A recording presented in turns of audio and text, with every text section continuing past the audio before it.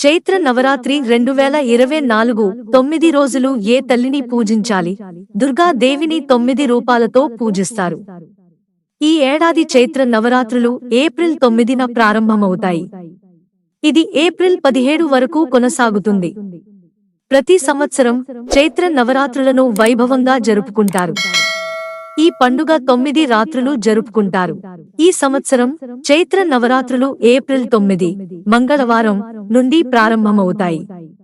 ఈ పండుగ చెడుపై మంచి సాధించిన విజయాన్ని సూచిస్తుంది.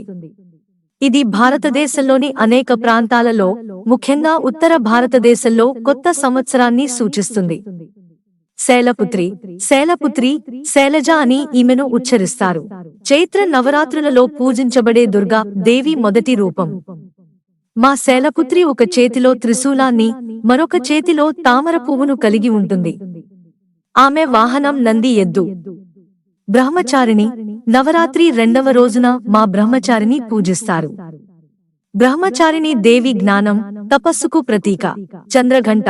నవరాత్రి ఉత్సవాల్లో 3వ రోజున పూజిస్తారు. ఆమె చంద్రఘంట, చండిక లేదా రాంచండి వంటి అనేక పేర్లతో పిలుస్తారు. కూష్మాండ. చైత్ర నవరాత్రులలో 4వ రోజున మా కూష్మాండను పూజిస్తారు. స్కందమాత.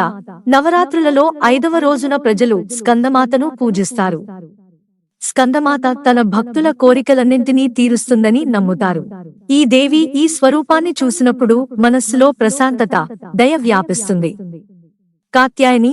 నవరాత్రుల 6వ రోజున కాత్యాయని దేవిని గౌరవిస్తారు. మహిషాసుర అనే రాక్షసుడిని కాత్యాయని సంహరించింది. ఆమె బ్రహ్మ, విష్ణువు, శివుడు త్రిమూర్తుల శక్తి రూపం. కాళరాత్రి. చైత్ర నవరాత్రులలో 7వ రోజున మా కాళరాత్రిని పూజిస్తారు. మహాగౌరీ దేవిని 8వ రోజున పూజిస్తారు.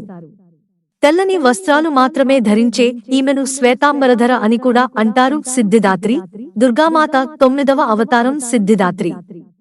ఆమె అన్ని విజయాలకు మూలం. ఈ రూపంలో దేవత కమలం మీద స్వారీ చేస్తుంది. మిత్రులారా, ఛానల్ సబ్స్క్రైబ్ చేసుకోవడం మర్చిపోకండి. ధన్యవాదాలు.